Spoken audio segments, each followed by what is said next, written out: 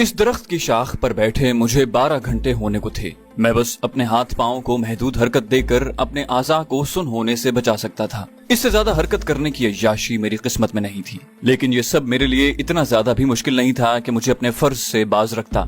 दौरान ट्रेनिंग में 36 घंटे इससे भी महदूद जगह पर बैठकर गुजार चुका था, बल्कि एक मर्तबा तो मुझे 48 घंटे गुजारने पड़ गए थे। लेकिन इसमें भी शक नहीं कि ट्रेनिंग और हकीकत में जमीन आसमान का फर्क होता है। ट्रेनिंग होती ही गलतियां सुधारने के लिए है, जबकि हकीकत में गलती करने का मतलब अपनी जान गंवाना होता है। खासकर एक स्नाइपर के लिए गलती का तसव्वुर मुहाल है। हमारे उस्ताद कहा करते थे कि स्नाइपर के पास फायर करने के लिए सिर्फ एक गोली होती है। अगर वो गोली हदफ को छू न सके तो दर्दनाक मौत स्नाइपर का मुकद्दर बन जाया करती है। मेरे पसंदीदा उस्ताद राव तसव्वुर का कौल इस बारे में और भी मुतशद्दद है। उनके मुताबिक स्नाइपर के पास फायर करने के लिए 2 गोलियां होती हैं। पहली गोली हदफ के लिए, और अगर वो खता हो जाए तो दूसरी गोली अपने लिए, क्योंकि दुश्मन के हाथ आने का मतलब जिंदा दरगोर होना होता है। अलबत्ता गोली के निशाने पर लगने की सूरत में ऐसी अफरा तफरी और इंतशार फैलता है कि स्नाइपर की तरफ लोगों का ध्यान हट जाता है। यूं भी स्नाइपर का हदफ अहम शख्सियात को ही निशाना बनाना होता है, लेकिन अमली जिंदगी में आने के बाद ये कहने में हक बजानिब हूँ कि इसके बरक्स होना भी मुमकिन है, क्योंकि एक बार हमारा एक साथी नाकाम फायर करने के बाद भी अपनी जान बचाने में कामयाब हो गया था, और उसकी वजह उसका आहनी इरादा, बेहतरीन कैमोफ्लेज और निशानेबाजी में आला दर्जे की महारत थी।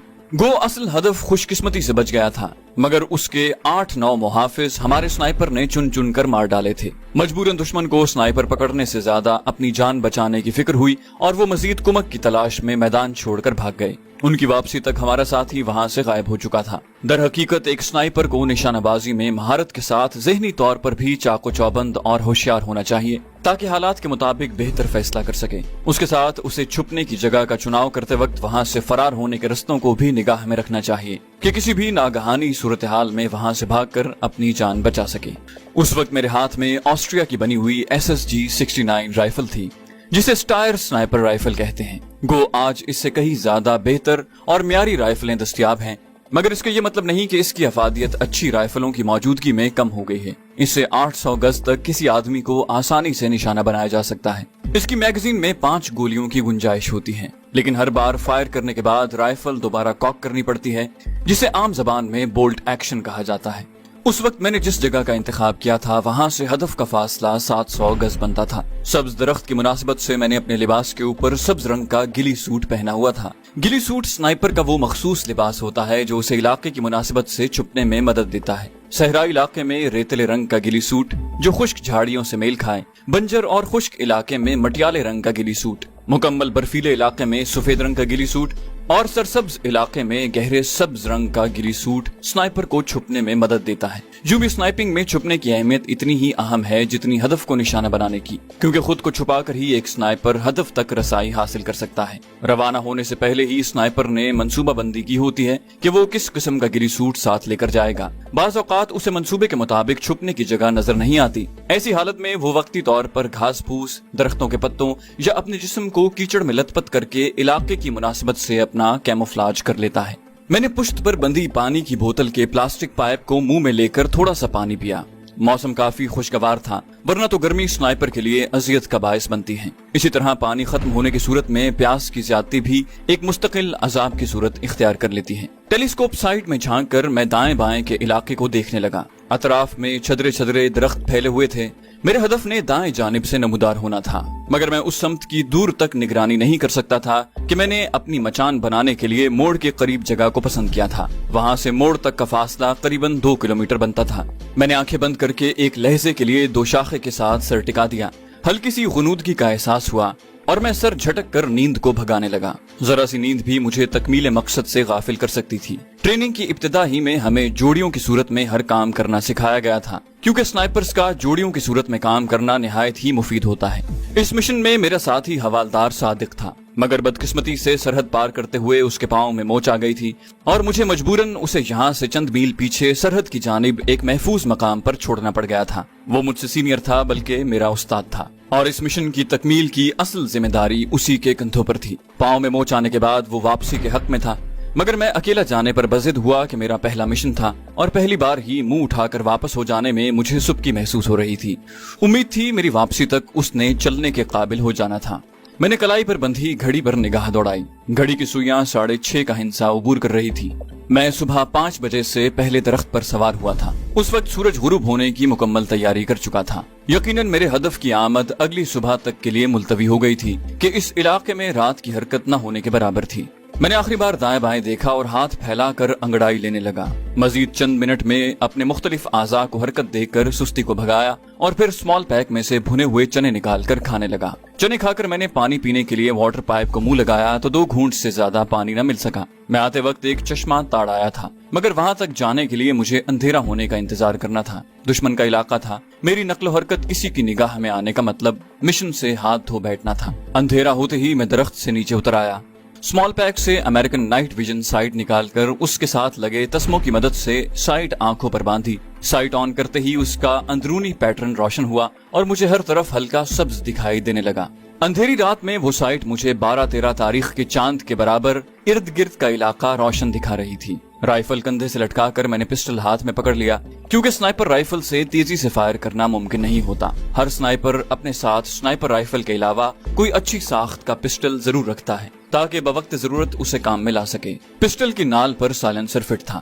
30 راؤنڈ کی لمبی میگزین لگا کر گلاک 19 کسی بھی طرح کلیشنکوف سے کم مفید نہیں تھا۔ ایک سنائپر کو سنائپر رائفل کے ساتھ پستول کے استعمال میں بھی مہارت حاصل کرنا ضروری ہوتا ہے، اور بلا شبہ میں پستول کے استعمال میں خصوصی مہارت رکھتا تھا۔ چشمے کی طرف قدم بڑھانے سے پہلے میں نے فطری تقاضا پورا کیا اور پھر چشمے کی طرف بڑھ گیا۔ وہ پہاڑی علاقہ تھا۔ جولائی کے مہینے میں بھی موسم اچھا خاصا سرد تھا۔ دن کی روشنی میں دور نظر آنے والی اونچی چوٹیوں پر برف کی سفیدی دیکھی جا سکتی تھی۔ گو دن کو سورج کی تمازت ماحول کو کافی حد تک گرما دیتی تھی، مگر یہ حدت بھی خوشگوار اثر لیے ہوتی تھی۔ چشمہ مچان سے قریباً 1.5 کلومیٹر دور تھا۔ اس قریباً 1.5 کلومیٹر میں 25-30 گز کی کمی بیشی ہو سکتی تھی، اس سے زیادہ نہیں، کیونکہ ایک سنائپر کے لیے فاصلوں کا اندازہ لگانا بیکار کا مشغلہ نہیں، ٹریننگ کا حصہ ہوتا ہے جو بعد کو عملی زندگی میں کام آتا ہے۔ اطراف کا جائزہ لیتے ہوئے میں نارمل رفتار سے چشمے کی طرف بڑھتا گیا۔ جنگلی جانوروں سے مڈ بھیڑ ہونے کا خطرہ نہ ہونے کے برابر تھا۔ گو اس علاقے میں کبھی کبھار ریچھ اور شیر نظر آ جاتے ہیں، مگر ایسا واقعہ خال خال ہی پیش آتا ہے۔ البتہ وہاں لومڑ کثیر تعداد میں موجود ہیں۔ دشمن کے گشتی دستے بھی چونکہ پہلے سے موجود رستوں پر گشت کرتے رہتے ہیں، اس لیے ان کی طرف سے بھی میں بے فکر تھا۔ لیکن کسی بھی قسم کی انہونی، اچانک سر پر پڑنے والی افتاد کا گمان، اس کے ساتھ رات کا اندھیرا، انجان علاقہ، دشمن کی سرزمین اور تکمیل مقصد سے پہلے کسی حادثے کا خطرہ، اور اس جیسے کئی ایک احساسات بہرحال میرے دل میں ضرور جاگزی تھے۔ ہلکی ہلکی ہوا چلنا شروع ہو گئی تھی۔ یہ ہوا سردی بڑھانے کا سبب بنتی ہے، کیونکہ یہ برفیلی چوٹیوں سے گھوم پھر کر یہاں پہنچتی ہے۔ چشمے کے قریب پہنچ کر میں بیٹھ گیا اور ہاتھوں کا اوک بنا کر پانی پینے لگا۔ نہایت ٹھنڈا اور شیریں پانی تھا۔ خوب سیر ہونے کے بعد میں نے اسمال پیک سے پلاسٹک کی بوتل نکالی اور اسے بھرنے لگا۔ بوتل بھر کر میں نے اسمال پیک میں رکھی اور واپس چل پڑا۔ لیکن واپس چلنے سے پہلے میں نے قطبی ستارے کو دیکھ کر سمت کا تعین ضروری سمجھا تھا۔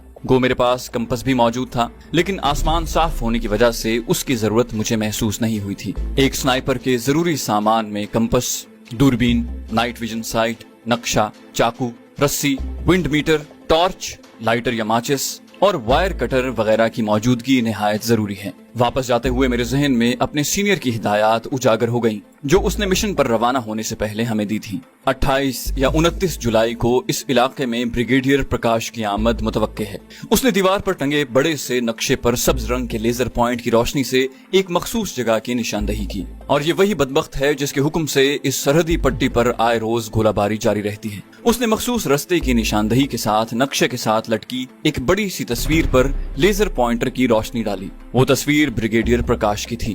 ہمارے سینئر کی گفتگو جاری رہی۔ سرحد کے سکون کو تہہ بالا کر دیا ہے خبیث نے۔ گو اس بے مقصد گولہ باری سے سرحدی علاقے کے مظلوم شہری ہی بے سکون رہتے ہیں، بلکہ کئی ایک کے زخمی اور جاں بحق ہونے کی خبریں بھی تواتر سے ملتی رہتی ہیں۔ اس لیے ایسے شرپسند جو امن معاہدے کو خاطر میں لائے بغیر اپنی کارروائیاں جاری رکھیں، زندہ رہنے کا حق کھو دیتے ہیں۔ یہ ایسا خبیث شخص ہے کہ اس کی اپنی سپاہ اس سے سخت نالاں ہیں۔ اسے یہاں تعینات ہوئے 4 ماہ ہونے کو ہیں، اور ان 4 ماہ میں شاید ہی کوئی دن ایسا گزرا ہو جب اس کے حکم سے دشمن کی توپیں خاموش ہوئی ہوں۔ اب ہمیں باوثوق ذرائع سے خبر ملی ہے کہ یہ اگلے مورچوں کے معائنے کے لیے ان 2 تاریخوں میں آنے والا ہے۔ یقیناً اس بدبخت نے کوئی نئی شرارت سوچنی ہے۔ ہم اس کی شرارتوں سے خوفزدہ نہیں، لیکن شرارت کرنے والے کا سدباب اگر ممکن ہو تو سستی نہیں کرنی چاہیے، اور صادق आप सीनियर हैं। इससे पहले भी कई बार सरहद पार जाकर कामयाबी से हमकिनार हो चुके हैं, जबकि राजा ज़ीशान हैदर पहली मर्तबा किसी मिशन पर जा रहा है। इसे अच्छी तरह समझाना ताकि आइंदा ये भी आपकी तरह एक अच्छे स्नाइपर के तौर पर सामने आ सके। यूं भी ये आपका होनहार शागिर्द है। और ज़ीशान, आप खुशकिस्मत हैं कि पहला मिशन अपने उस्ताद की ज़ेरे निगरानी पूरा करोगे।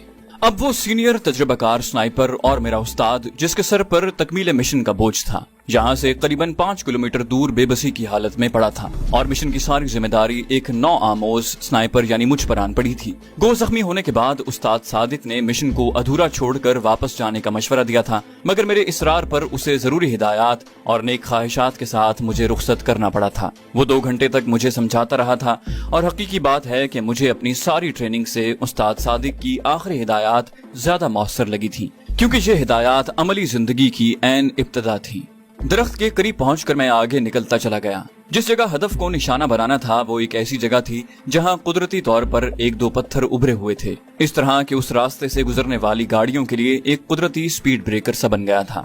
उस जगह से 50-60 गज मुखालिफ समत में एक जगह मैंने IED यानी इम्प्रोवाइज्ड एक्सप्लोसिव्स डिवाइस 2 पत्थरों के दरमियान जमीन में इस तरह दबाई हुई थी कि दरख्त पर बैठकर उसे निशाना बना सकूं। और इसका मकसद हदफ को निशाना बनाने के बाद ब्रिगेडियर प्रकाश के मुहाफिजों को वक्ती तौर पर खौफजदा करना और उनकी तवज्जो को किसी और जानिब फेरना था। और हकीकत में हदफ को निशाना बनाने के बाद इस IED को हिट करना नामुमकिन नहीं तो बहुत ज्यादा मुश्किल जरूर था। और एक स्नाइपर की असल पहचान यही होती है कि उसे हमेशा अपने निशाने पर एतमाद होता है। आज 28 जुलाई का दिन गुजर गया था और कल ब्रिगेडियर प्रकाश की आमद यकीनी थी। मैंने देखभाल और खूब सोच समझकर दुश्मन की आमद की समत से बाएं जानिब एक दरख्त पर आरजी मचान बनाई थी। बाएं समत जगह चुनने में एक तो ये फायदा था कि ब्रिगेडियर प्रकाश ने ड्राइवर के साथ फ्रंट सीट पर बैठा होना था, इसलिए लामुहाला उसने बाएं साइड पर ही होना था। दूसरा, मुझे फरार के लिए भी यही समत मतलूब थी। इस जानिब दरख्त भी कुछ ज्यादा थे। IED के ठीक लगा होने का इत्मीनान करके मैं वापस दरख्त के पास आया और मचान में लेटकर सो गया। खुद को रस्से से बांधना मैं नहीं भूला था, वरना दूसरी सूरत में नीचे गिरकर मैं जख्मी या हलाक हो सकता था। सारे दिन की थकन और बेआरामी के बावजूद मैं रात को अच्छी तरह नहीं सो सका था। बार बार आंख खुल जाती थी। एक बार तो सीटी की आवाज सुनकर मैं बेसाख्ता चौंक उठा और दोबारा सीटी बजने पर मेरे होंठों पर मुस्कुराहट दौड़ गई थी, क्योंकि गुनूदगी भागते ही मैंने आवाज को पहचान लिया था। ये उस इलाके में मौजूद एक बड़े साइज के चूहे की आवाज थी, जो जिसामत में बिल्ली से भी बड़ा होता है। इसका मकामी नाम तरशून है। अपने बिल के धाने पर खड़ा होकर जब ये जोरदार आवाज निकालता है तो बिल्कुल यूं महसूस होता है जैसे सीटी बजाई जा रही हो। सुबह तड़के उठकर मैं जरूरियात फितरत से हम कलाम हुआ और फिर दरख्त पर चढ़कर ऊँघने लगा। दुश्मन की आमद बादस दोपहर मुतवक्के थी, क्योंकि इस रैंक के ऑफिसर का सुबह तड़के जागना एक मजाक ही मालूम होता है। जागने के बाद बजरिया हेलीकॉप्टर ब्रिगेडियर हेडक्वार्टर में पहुंचना और फिर वहां से अगले मोर्चों के मुआयने के लिए बाय रोड आने में इतनी देर तो बहरहाल हो ही जानी थी, मगर इसके बावजूद बिल्कुल ही बेपरवाह हो जाना मुनासिब नहीं था। धूप के तेज होते ही मैं संभल कर बैठ गया। वक्फे वक्फे से मैं दूरबीन के जरिए इर्द गिर्द के इलाके का जायजा भी ले लेता था। जो ही सूरज ने निस्फ सफर तय किया, मतलूबा समत से एक जीप नमूदार हुई। मैंने दूरबीन आंखों से लगा ली। जीप का नजारा बिल्कुल करीब हो गया था। फ्रंट सीट पर बैठे हुए दोनों जवानों की शक्ल ब्रिगेडियर प्रकाश से बिल्कुल मेल नहीं खाती थी। थोड़ा मजीद नजदीक आने पर उनके रैंक भी नजर आने लगे थे। ड्राइवर के साथ दरमियानी रैंक का एक आदमी बैठा था, जबकि अकबी जानिब 3 आदमी क्लैशनकोफों से लैस खड़े थे। जीप सुस्त रफ्तारी से चल रही थी। यकीनन ये ब्रिगेडियर प्रकाश के आने से पहले रास्ते की देखभाल कर रहे थे। मेरे तने हुए आसाब ढीले पड़ गए थे। वो इसी सुस्त रफ्तारी से उस कच्चे रास्ते पर से गुजरते चले गए। मुझे यकीन था कि इंतजार की घड़ियां खत्म होने को हैं। अपने कैमोफ्लाज का बगौर जायजा लेकर मैं ब्रिगेडियर प्रकाश के इस्तकबाल के लिए तैयार हो गया। घुटनों पर रखी राइफल मैंने हाथों में थाम ली थी। टेलीस्कोप साइट के सामने और अकबी तरफ के ग्लास कवर उतार कर मैंने मोड़ की समत शिस्त बांध ली। साइट के अंदर 3 गहरी स्याह लकीरें नजर आ रही थी। 2 लकीरें दाएं बाएं से दरमियान की तरफ आ रही थी और एक कदरे मोटी लकीर थी जो नीचे से ऊपर की जानिब उठकर जा रही थी। ये लकीर नीचे से मोटी थी और इसका ऊपरी सिरा बिल्कुल बारीक था। तीनों लकीरें दरमियान से जरा पहले खत्म हो जाती थी। अगर नीचे वाली लकीर को ऊपर की तरफ मुकम्मल उठा दिया जाता तो साइट के अंदर बड़ा सा जमा का निशान बन जाता। इसी उमूदी लकीर का ऊपरी सिरा मेरा शिस्ती नुक्ता था, यानी टारगेट पॉइंट। दुश्मन की गश्ती जीप को गुजरे घंटा गुजरा होगा। एकदम मोड़ से 3 गाड़ियां नमदार हुई। 2 खुली छत की जीपें और दरमियान में छत वाली टोयोटा जीप। दरमियानी रफ्तार से चलते हुए तीनों गाड़ियों ने किलोमीटर भर का फासला तय किया था कि अचानक मुझे टोयोटा जीप के शीशों का काला रंग नजर आया। मेरा दिल बैठने लगा। ہدف کو میں نے سائڈ سے نشانہ بنانا تھا اور کالے شیشوں کی وجہ سے ہدف کا نظر آنا بالکل ناممکن تھا۔